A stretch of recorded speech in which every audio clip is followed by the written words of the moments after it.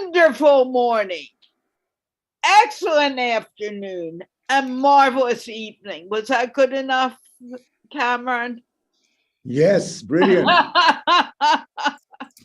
This is Carla from MindPlore with Carla and Friends. And a few weeks ago, Cameron said, I shouldn't just say good morning. I should be a little more active and a little more interactive. So I have changed it to excellent morning, marvelous evening. And I never asked Cameron if I got it correct. Today it came into my mind. Now, we also found out today, and this is not topic related, but I love it, is that we can now use avatars for Zoom. I'm not sure I can do it, but Jeff knows has to be a purple cow. And I don't know, but if you can show us the purple, do you turn into a purple cow or is it only on your name? Oh, you mean hello there? Hi there. Hi. There you are. You are now. Maybe I'm always a purple cow. Who's to say? But for those who don't understand this, I'll just present this other form. Here I am. Okay, for now, I'd like you to be you, but I think that's cool. I wonder if I can do it. Anyway, so this is Carla, and you can see our mood today. It's kind of joyful. And with it being joyful, I want to tell you, we're talking about what really is unconditional love, where it comes from and how we defined it. I know that we started it on Tuesday, but as you know, it's a completely different group today, except for Shivali and me. And these guys always have something interesting to say. And I think Pastor Billy really wants to keep me laughing because now he has a red hat on. Anyway, I am very honored to have this particular panel. In fact, I had someone else ask to come and I thought, no, these guys won't stop talking. To add one more person, Jeff would kill me. And I wanted to stay alive. Jeff said, we shouldn't have all those people once. And I did it anyway. But I didn't do it today. In any case, we're talking about unconditional love. And that's loving people just as they are. For me, sometimes I'm good at it, sometimes not so good. I'm also growing in this, which is why I made this a topic. And Pastor Billy, you're making me laugh. So we are going to get started, and I think I want to start with someone like Shivali. Come on. Okay, hello. Yes. Firstly, oh wow. They're going to distract me all the time. Reverend keeps on changing his cap, hat, God knows what is happening. But I think that sets the mood today. So our theme is once again love. If I look at love as an emotion, then it's a universal emotion, right? All living beings feel the love. And the interesting thing is that when I was undergoing my trainings and healings, etc., years ago, almost 2 decades ago, I came to know that it's not only these living beings which think in terms of love, but even your electronic items like the laptop, all these have energy and they vibrate to our energies. So that's quite interesting. So sometimes I've seen, I've spoken to my cell phone or to my laptop when it's not in the mood to really work. And I actually speak to it with a lot of love and it works. So that means it is not just about living. These also have some sort of life, some sort of energy. So if I look at it now from this point of view, then love is an energy, It's a very vibrating, pulsating energy, which is inside us and outside us. And we are all created by God. So God is, how do we look at God? God is pure bliss, pure love. So we are his creations. So we are an extension of his love for us. And that kind of brings us to the purpose of our life also. So love is something which is very universal. And we connect in different ways with it at different moments of our lives. And I agree. And when you say love is an energy, I'm trying to working on getting this on my profile page. It's true. I mean, we think it's an emotion, but it actually is something that we are all made up of. I mean, we were born from love. It's love that unites the world together. Look, I have the US, India, and Pakistan together right now. And we're all united. We're all talking about the same thing. And yet, none of us, as far as I know, have ever met each person in person. We don't know the person bodily, but we know each other. And that's what makes it so very, very cool. In fact, when you met the person, Rehan, when I got introduced to you, Pastor Billy, we were in the same building. You didn't even know. I didn't know either. But I could have met you then, and still, I have never met you physically. I've only met you virtually. And it's those words. Yes, you may not want to meet me, Carla. It's those words that have connected us. So, are we really, when you're talking about conditional love, are we really people or human bodies, or are we energy? Pastor Billy, what do you have to say? Yeah, actually, for me, and I hope you can hear me okay after all my Jeff, you have me now searching Zoom to find out how many avatars I can create. And so thank you, Jeff, for your tutelage prior to all of us coming on the program. I'll be brief. You know, for me, unconditional love has to be very practical. It has to be practical. So I may think about it in my brain like, okay, all right, now, oh my goodness, it's become infectious. Now Kamran has the, he's not the green beret, he's the red beret. Jeff, you've started a revolution here.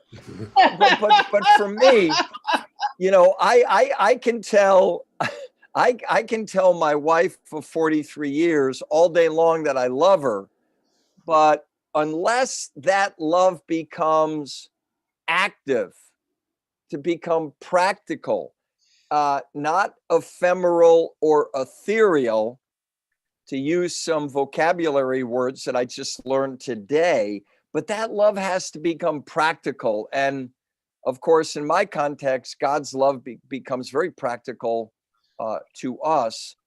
And so we need to reflect God's love and become practically loving to other people. So what does that mean? It means when my neighbor calls me and say, hey, I need a ride to the doctor's office. Okay, I drop everything and I unconditionally love them by getting them in my car and taking them to the doctor's office. That's really where life is, right? Even though, and here's the other item about unconditional love. Unconditional love will always create, here's a big word, inconveniences, okay? When we love people unconditionally, it will make our lives inconvenient. So those are my thoughts, and I'd love to see Shivali with a red beret on top of her head. I'm not going to try all that in case Okay. I'm not able to, change it. Anyways, I will All try. right, very good. Definitely. So unconditional love causes inconvenience in our life. And those are my thoughts. Yes, it's not easy. It's not easy. That's what you are trying to say, I think. It's not easy. It requires efforts. It requires, I think it's very difficult at times. And that's why we are talking about it. But as human beings, if I look at just as human beings, as I mentioned earlier also, that we want something in return. Somehow we are conditioned right from birth, looking for something in return.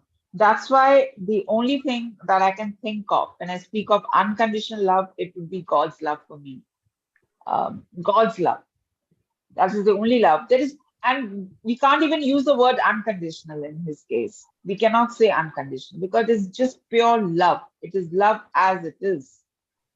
This unconditional, conditional is something which the human mind has created for obvious reasons. So if I think of unconditional love, then it would be God's love. Our love for God and God's love for us. And whatever we see reflected in this world, is coming from Him. This is the way I look at it. And one thing which was very beautifully said by you, Reverend, when you said about action, like if I say I love someone, then I have to kind of through my action, word, deeds, my thoughts, everything, that it should be demonstrated. I should be able to demonstrate it in a way, not mechanically, very spontaneously it should happen. That is why I think you use the word inconvenience also. But if I look at it from the higher dimension, then that is something, of course, Reverend, when I stand in front of you and I speak this, I want to be a very humble person because you have more experience of this. And when we think of the purpose of our lives, our purpose of our life is to serve God, is to love Him. And that is where the unconditional love, because God loves us, in spite of what we are doing, in spite of the mess I could be making of things in His created world. Yet He loves me, He forgives me. So that's unconditional love. And that is the purest form of love. Wonderful. Jeff and Cameron, we three have been talking, but we've heard nothing from Cameron or Jeff. But I'm going to Cameron because Cameron will say, don't include me yet. And I'm not going to let him get away with that today. Yeah. Cameron. I would personally, having listened to Pastor Billy and Shivali, I would like to indulge in the exploration of the word love itself. And before we even go into reciprocity or unconditionality, what is love? And it's a quality. Shivali described it as energy, and I would say it's energy, and it's a quality. It's a kind of disposition, the way of describing a relationship that I have with a flower, a relationship I have with the sky, a relationship I have with my close relatives, my parents, my kids, grandchildren. It's also something to do with the work I do. Do I love what I do? And there's a saying that the day you love what you do, you never work a day in your life. And the effort that Pastor Billy was referring to certainly would evaporate the moment we are in love. Because once you're in love, you can walk through fire and not feel the heat. And that is true love. And if I'm making an effort, it's moving from one state to another that is the difficult part. But once you enter the domain of love, I think then It's a feeling that I can theoretically describe, but I practically would have to struggle. Pastor Billy, I confess, I would have to make an effort. But I can theoretically say, and I know that it is a very appealing thought, that to be in that state of bliss, as Shivali also mentioned, it's a way of relating to anything and everything around us. It's a disposition. Um, and there is no such thing as reciprocal love. It is really unconditional, or it's not love at all. And I'm glad that you added this element to this, this word, unconditional love.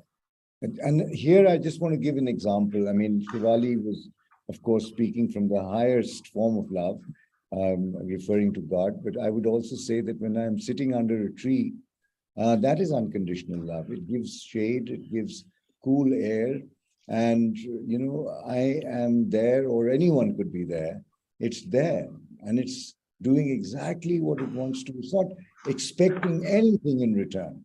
And likewise, when I catch a bird and I'm petting it gently, I mean, that's unconditional love. But so all of nature around us is unconditional. It's there for us. Petting it gently. I mean, that. Sorry, I heard a sound. Yes, so please, these are my thoughts, that, pure love is unconditional. We see it from trees, plants, and wherever else we are. And I think that is where the quality of relating to anything, the work we do, the people we have in our lives, and those we do not have in our lives. I think love is a quality that connects you to everything and everyone, and you feel the pain and the joy with people around you and with nature. I mean, when I hear of climate change, I cry, because when the iceberg is melting, it's painful. I mean, it's very, very painful when you hear of the ocean levels rising, the carbon emissions going up, the industrial pollution, the garbage dumps all over the world, and how much waste there is. It makes you cry. Now, why would you cry if you were not in love? So there's a lot of pain involved in love. There's a lot of joy involved in love. And love gives rise to all kinds of emotions, in fact. Love is the fuel of emotions. Otherwise, we'd be indifferent. That's it. Jeff! Hey! Help! I've run out of gas. It's fun listening to all of you share your perspectives. And just to pick up on Carla's point, I do believe love is energy.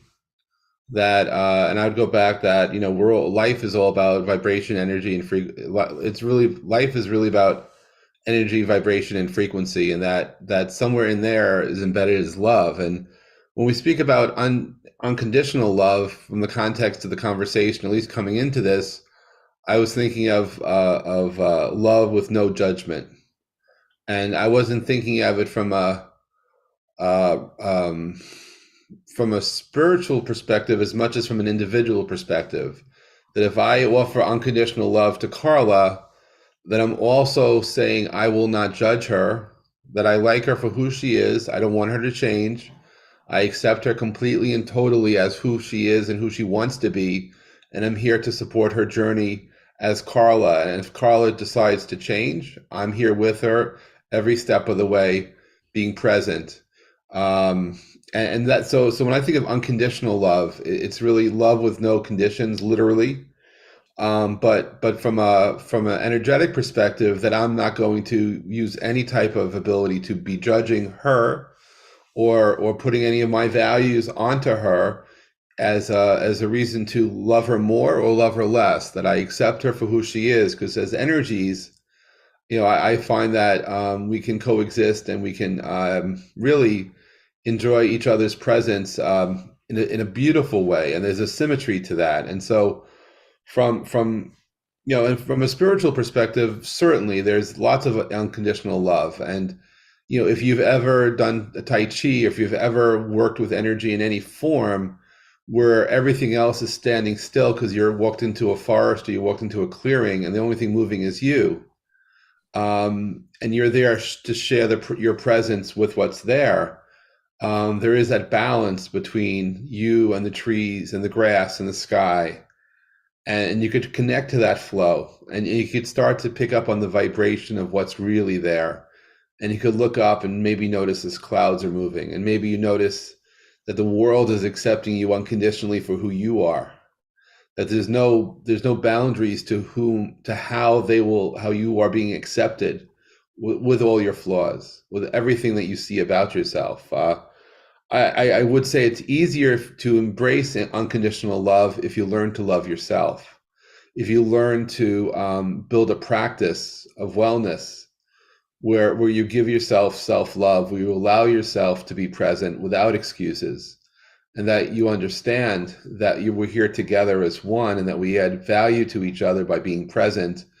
And rather than explaining why we don't do something or why we do something, we just be quiet and accept ourselves for who we are. Because if we're looking for others to give us unconditional love, I ask that we consider the fact that we also need to unconditionally love ourselves with a similar context. Otherwise, it becomes unbalanced. And when you look at any type of formulas with energy, if it's not balanced, it becomes combust. It can really become explosive in different ways. And so the way I approach it is that if I say I unconditionally love someone or something, I mean it totally and completely.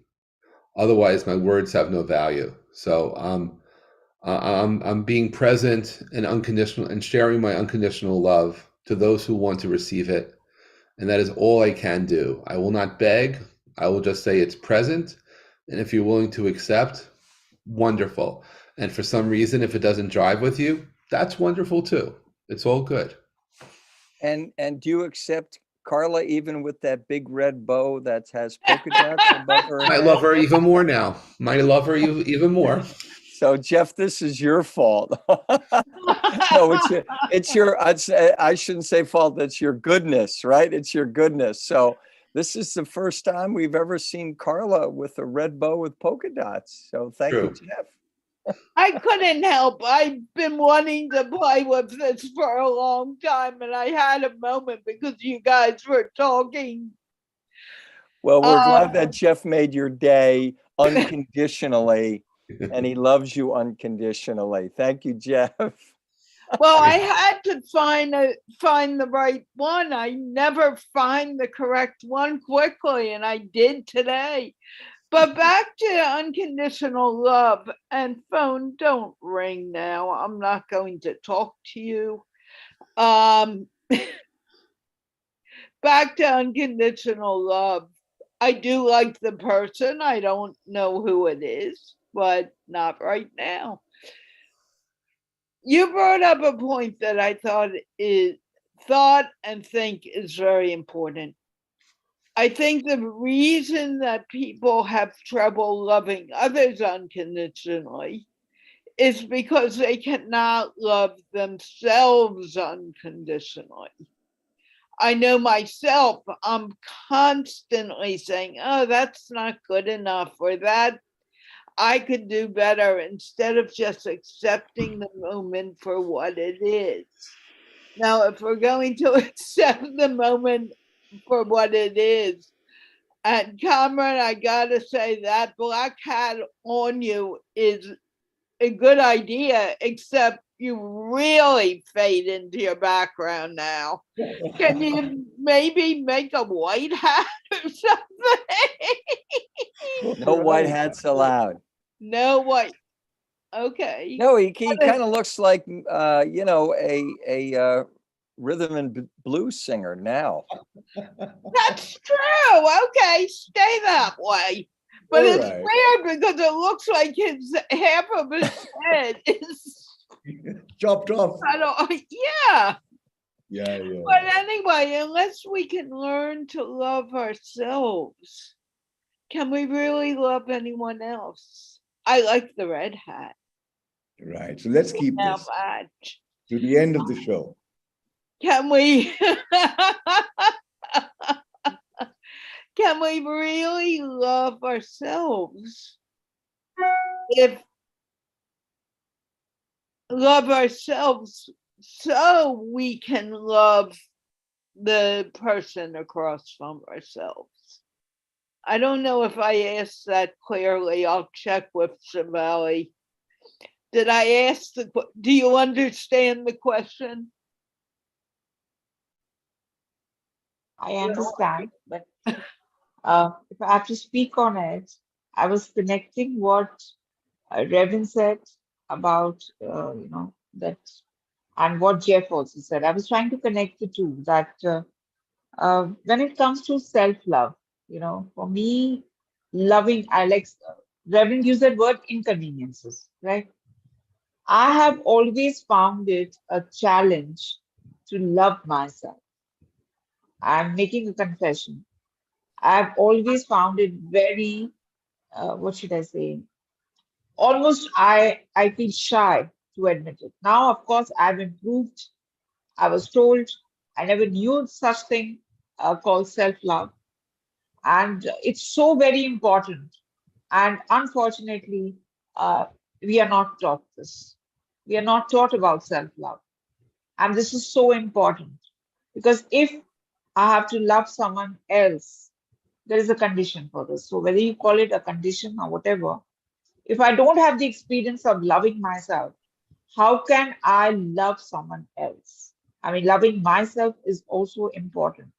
So this is something which I have gradually realized in my life, that it is so important. Most of the time, the not so good emotions. I always like to use words like this. I never say directly bad emotions.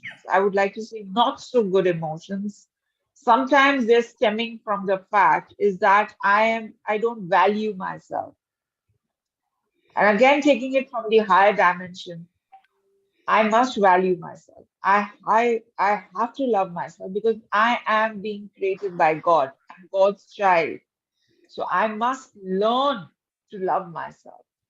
Only when I can do that, I'm able to do this for others. Or maybe it's easy for me to love others, if I want to put it this way. But yes, for me, I think all of you are here who can share the experience and guide me also on this. I have always found it a big challenge for myself to love myself. And very slowly and gradually through my spiritual retreats, etc., I realized that God loves me. Then why can't I love myself? Because I am His created being. I'm His child. I'm His daughter. Then I should be able to love myself. And only when I do this can I love someone else also. I'll understand the true meaning of loving someone else. I think we all have that problem.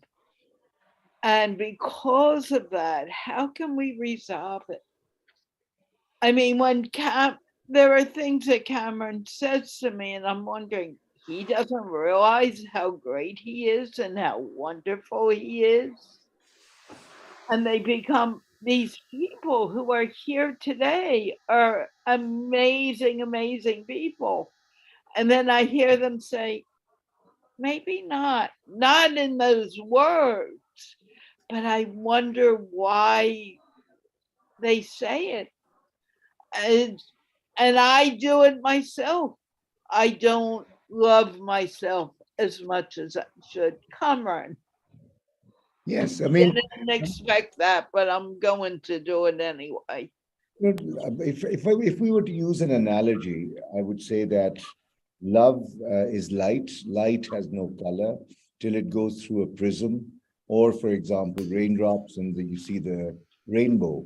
And those colors are essentially those qualities that flow out of us, like compassion and caring and empathy and sympathy and a sense of situationally being very healing and building a bridge, which is making the other feel as though they're part and parcel of the same experience and a journey.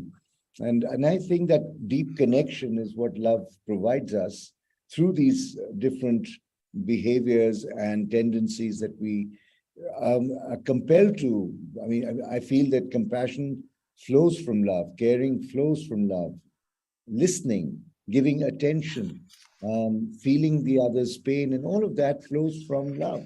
And love itself is the essential quality that gives life its meaning and texture. And this world is full of contrasts, and to appreciate healing, we need to know what being hurt is and what being injured is. And we can be emotionally and physically injured. And at the same time, it is when we are injured that the balm that soothes us, we appreciate it.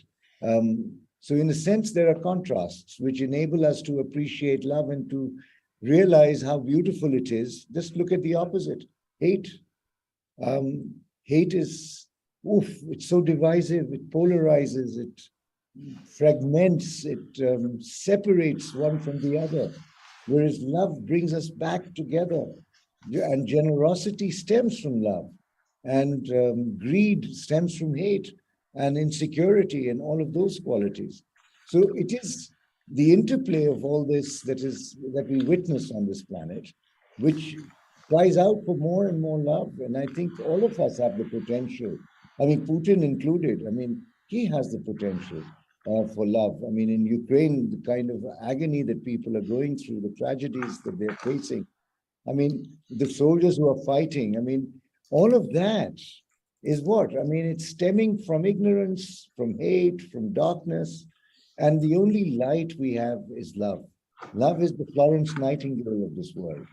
And it will certainly come in very handy as and when that time comes. And I'm sure that a lot of people are praying. And the good thing is, which Jeff and Shivali and indeed Pastor Billy has also alluded to, energy. Energy travels all over. I mean, just sitting here and talking and feeling for others who are in pain. In Pakistan, for example, there are over 30 million flood victims. And that is so hurtful. Angelina Jolie was in the country just recently and was talking about the atrocity that people have had to face because of not just the floods, but the cholera, the epidemic that is spreading as a result of post-flood conditions where stagnant water and relief is not quite reaching to those who are the most in need. And love really rises in occasions of this nature. And it comes to the rescue to comfort everyone. So I think unconditional love is what is keeping this world going. In fact, I think that if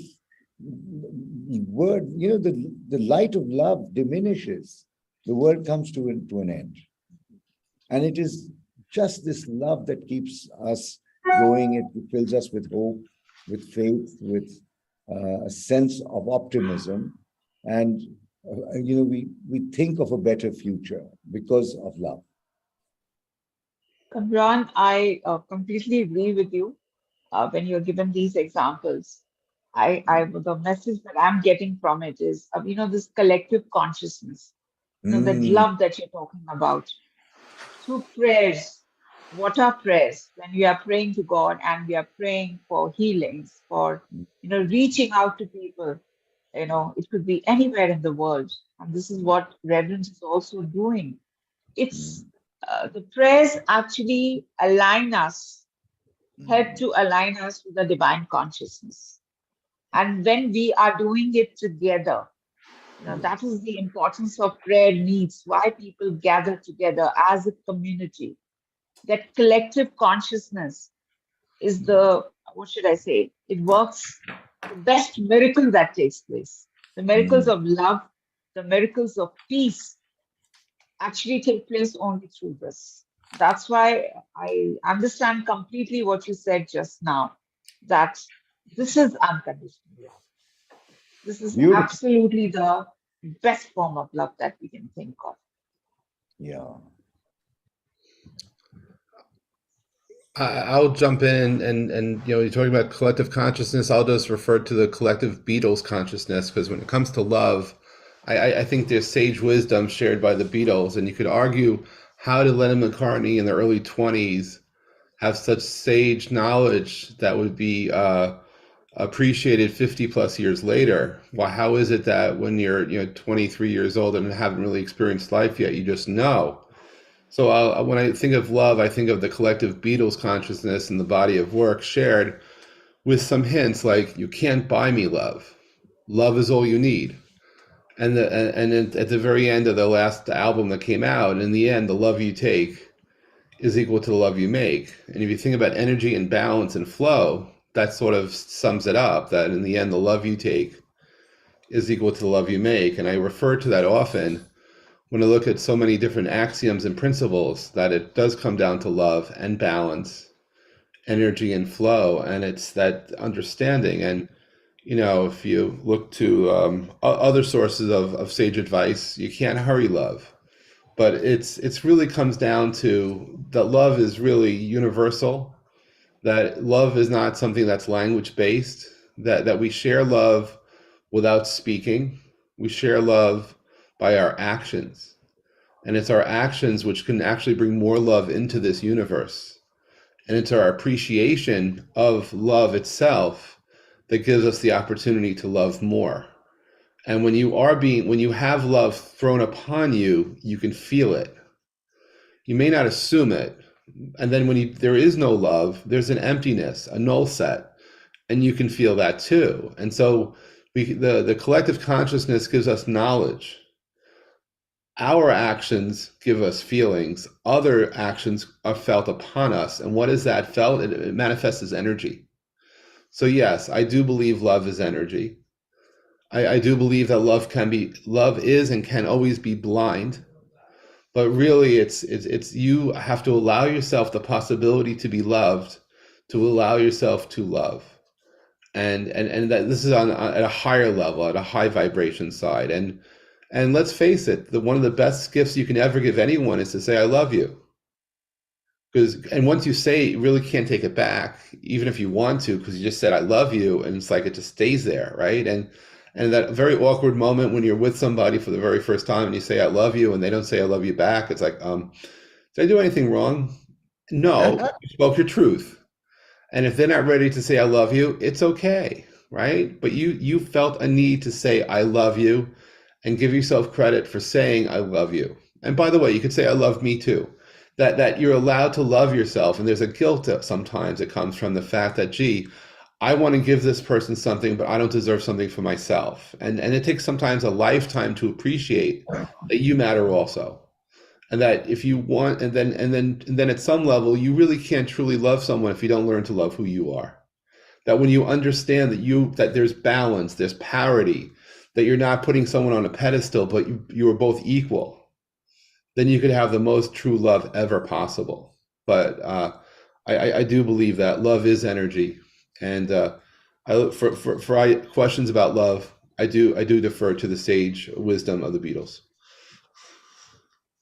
Wonderful. Kamran, you look like you want to say something, but let's Shivali wanted to talk, and then Kamran. And Pastor Billy. I simply said wonderful. That's it. Okay, Kamran.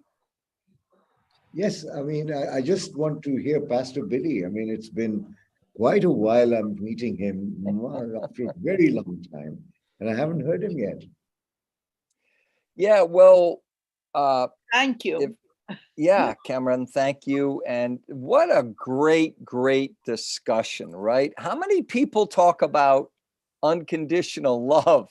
So, Carla, thank you for bringing us all into this great conversation through MindPlore, and that we can dive into the depths of unconditional love. You know, I always think of unconditional love as an ocean. Why? Because an ocean, really, technically, it has no boundaries, right? It has no depth. I always think that the mountains that are at the bottom of our oceans of planet Earth are higher than Mount Everest, right? I think I'm scientifically correct about that. And when you think about the depth of the ocean, and again, this is my context, and hoping not to be offensive to anyone, but I think about the depths of God's love for us. And I can, as we've talked about self-love, I can love myself because I know God loves me. I think Shivali, where'd you go? He'll be back, hopefully. Okay, I'm great. going to So- try to find out. Yeah. So I can love myself because I know that God loves me. And I did not understand that. But 50 years ago, I was transformed by God's love. And again, my context through Jesus Messiah. And I'm not going to sermonate, bloviate, pontificate, or constipate. I think I got everything in there, Kamran, and Jeff and Carla. But, I was completely transformed by when I received God's love into my heart and life. And bang, bang, there it was. And as a result of that, and before that, I hated people. I was like the bumper sticker you see on people's cars in America. The more people I meet, the more I love my dog. And the other bumper sticker you see in America is I love humanity. I just hate people. And what a duplicitous bumper sticker that is. And so, because God loves me through the person of Jesus Messiah, I can love other people. And as a result of that, for the last 50 years, I've been able to love people who are very different from me. And I think that that's the greatest benefit of love and unconditional love, is that someone who is different from me by their looks, by their ideology, by their ethnicity, by their color, by their tribe, by their location, whatever by their politics, whatever that is in our differences, I can love those people that I interact with every day unconditionally. And it's funny because I work with everybody from A to Z. I work from everybody from the animists to the Scientologists to the Zoroastrianisms. And I love every one of them. In fact, I recently met with my Scientologist friends, not that I endorse what they're doing, but because I love them. They actually offered me free office space in one of their headquarters, which I won't mention, but isn't that great? And, they know that I'm a Christian pastor, that I love Jesus Messiah, that he transformed me, but here they are offering me something unconditionally. Why? Because I love them unconditionally. And and Jeff, I agree with your with your Beatles philosophy and ideology. All you need is love. Love is all you need, baby. Love is all you need. And I would say that great philosophy, and they just have one missing element, and that would be, in my humble opinion, IMHO, Jesus Messiah. But I'll leave it at that. But love the Beatles and love all their emphasis on love. And we move forward unconditionally, right? So, any response? And Shivali, welcome back. Yeah, we're So glad. sorry. I'm so sorry. We had heavy rains today and the electricity just shut down all of a sudden. So now it's Wow. back. Well, you missed Carla's black hat, black beret. No, she's Yes. here for the black beret. Okay. Shivali, did you hear what Pastor Billy just said? I just heard the last few words where he was given that office space and he said that it is really wonderful. Yes. Yes, indeed. True. But I lost on the other things that he must have shared. Okay, so as we are talking about love today, and anyone jump in after I say that, is love an emotion, or is it really our state of existence where we live? Even if you are a bank robber and you go out because you want to feed your family and you don't know getting a job, maybe learning to be a locksmith would help you better be within the law.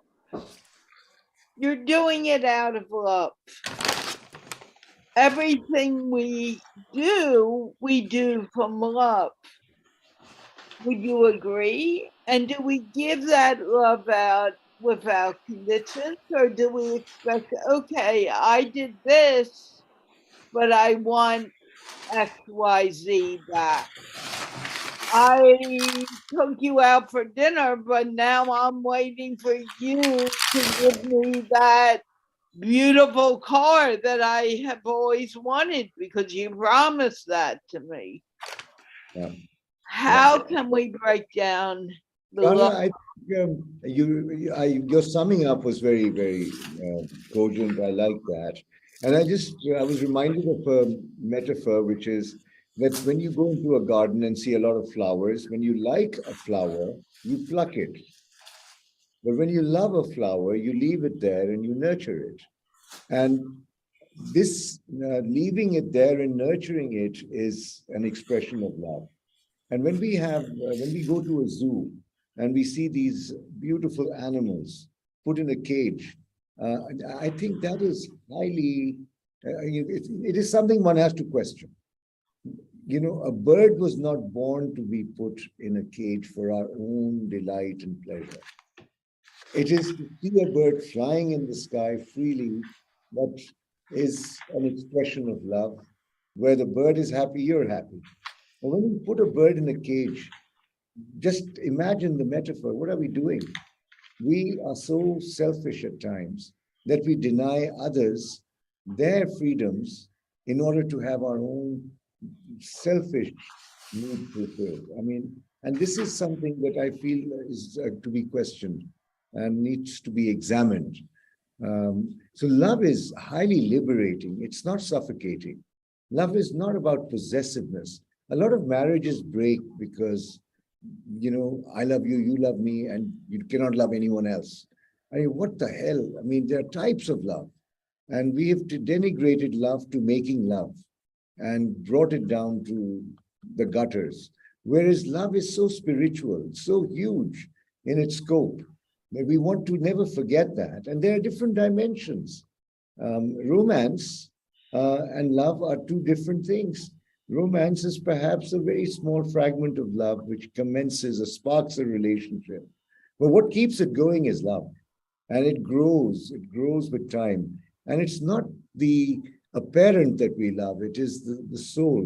When the souls connect, they only connect when there's a lot of trust between two people and in a community. And when there is that collective consciousness, as Shivali rightly mentioned, that we experience the miracles of love.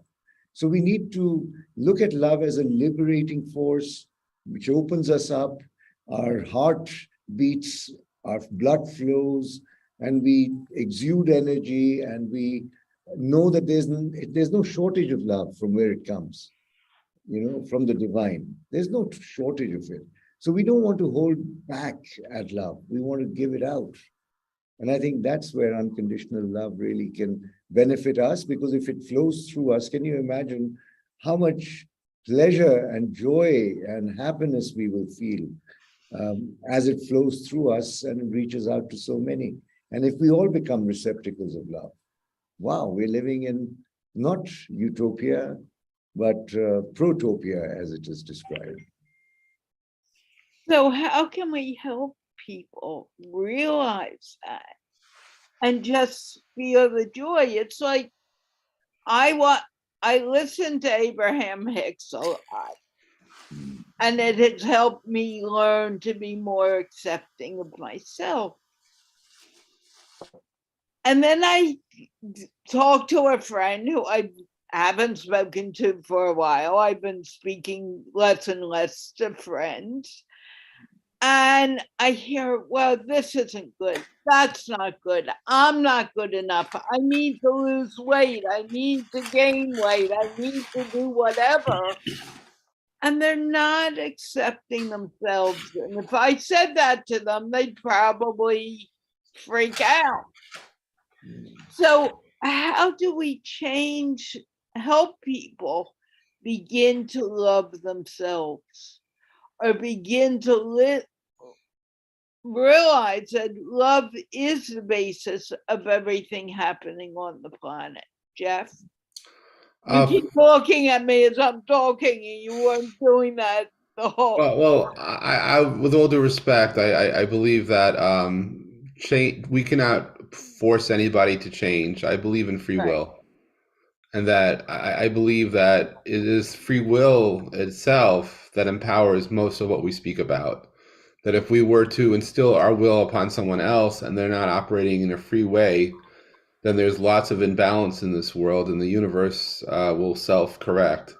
So if you want to share your love of someone by sharing an observation or speaking your truth, please feel free to, but do not in any way, shape, or form expect somebody to change, because there's lots of natural laws, and there's a law of readiness. And that you may wish somebody goes on a diet, you may wish somebody were to eat healthy, you may wish somebody to do something, but until they're ready to see it for themselves and to embark on that journey, whether it's a large journey or a small journey, nothing will happen.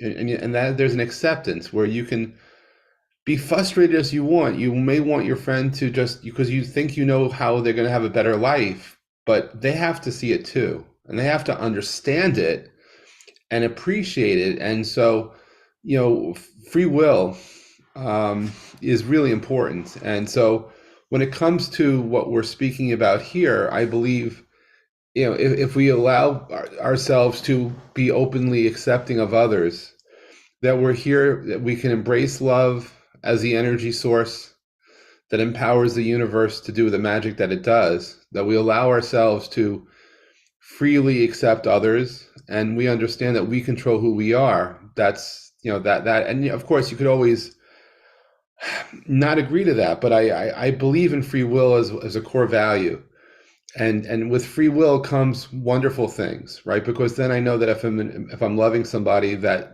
and they're loving me back, no one is forcing them to love me, no one is forcing them to do anything, because they're acting with their own will. If they give themselves to their Lord, whoever their Lord is, they're doing so openly and freely because they believe that is what they want to do. And so I have to say that free will is, so there's it's almost like a fight of light and darkness, that if someone comes from the dark side and says that they're going to take over somebody and take control, wonderful movies, horror films have been created all about that stuff. But for coming from the light side, and I like to believe that we're coming from the side of light and love, that the magic that it represents is who we are.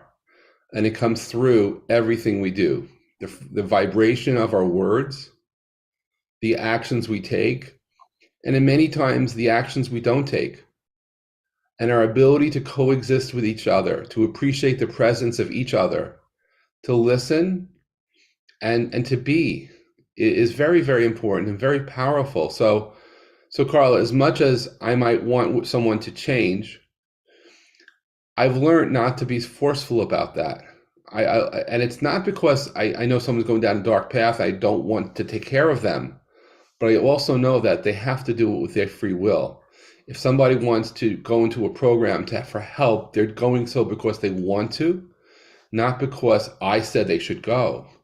And that's a learned moment. So for me, being able to embrace the light that the love represents, and to collectively work together to bring more light into this world, and to find light for people who otherwise have never found it, that is a blessing.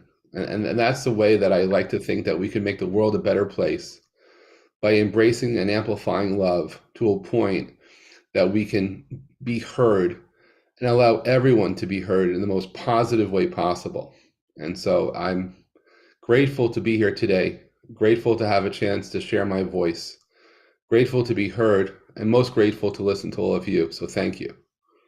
And I agree with what you said. I was hoping someone would bring that out. What do you think, Kamran? We're wrapping this up now. My feelings are very much the same as Jeff when it comes to change. Being in the profession of training and development, obviously people expect us to change people, but we don't change people. People change for themselves if they see value in the proposition or the idea that you've shared, and they can see a benefit in it for themselves. And they make the choice, they make the decision, they make it happen. So our job is to create those conditions where every individual listening can reflect on the thoughts that have been shared. And if they see value in them for themselves, then they will decide to make that shift. It's not that we will force them to, but it is frankly MindPlore type platforms that will enable its audience to reflect on everything that has been said, the perspectives that have been shared. And I feel that a life of love is that much more pleasant. And sometimes people are not in that state, not because they don't want to be, but they're stuck in a place where they don't know how to get out of. And how to get out of a place you're stuck in the quagmire of darkness, for example, how to get out of that is what they need to know. And I think there are people with professional expertise to help people out of depression and a sense of cynicism and disbelief that they're suffering, because a lot of times mistrust and doubt and negativity is also energy, by the way, and one becomes a victim of that. And I think through awareness, when people see the light, they will move towards it anyway. It's a natural disposition that we have. So many questions are entering my mind right now. Someone asked, what is the difference between liking and loving? Great question. I don't know the answer, but still involved in the situation. We can't expect anyone to become someone they're not, or even recognize who they are, because that they have their own journey to walk. Yes, Pastor Billy? Yeah, I know we need to wrap up, and my 30-second concluding statement would be, I am right there. I was looking for your red beret again, or your polka dotted bow there. Okay. All right, there's Kamran. He's stepping in. Kamran is stepping in. And thank you. I love unconditional love. Is that that's not an oxymoron, is it, Jeff? Not at all. It's not at all. I love unconditional love. I want to practice it every moment with everyone I meet, and including myself. And again, my prejudice, if I may say, as we conclude, the missing link, the light in my life is Jesus, the Messiah. And that's what has allowed me to practice unconditional love, a transformation, if I may say. All right, back to you. Okay, well, Shivali, what do you want to say? Little while ago, you asked that question, that is it our essential being? Is love our essential being, or is it an emotion? It's both. At the core of everything is divine love, right? It is our essential being. We are being created in the image of God, right? We are extension, we are his children. So at our core lies that, the pure bliss is there. But the problem lies here is that our consciousness is not at that level all the time. And as a result, for us, love, rather than, just being an energy or something very positive, and the question of free will that was brought in also, that, if I say I love you to someone, I have to give freedom to that person to reject me. I have to give freedom to that person to say no to me. And yet I say I love you. That is what is the highest form of love, I feel, in the material world. Otherwise, actually, real love is something which only we can understand if we have the right kind of consciousness. So this is what I have to say, because this is something I think we need to do another episode on this. There's so many things which are coming which I can't wrap up right now. But thank you so much. I love all of you. Thank you so much, Shivali. And I do agree, we need to continue this using different topics like love versus liking. Is there really a difference, or is it the same? This is the next topic. Yes. Thank you so much. Write that to me in the group, please, Kamran, so I don't forget it. In any case, I want to thank everyone, these guys who tolerated me today and did the show, those who watched, and we will be back next week with another topic on liking and loving in some shape or form. We'll leave it up to you to wait. In any case, can we please, guys, if you like this show, do me a favor. Subscribe to Giggle Fest University channel on YouTube. I'd really, really appreciate it. And we are going to go off air. Thank you. Thank you. Bye. Thank you. Bye-bye. Bye.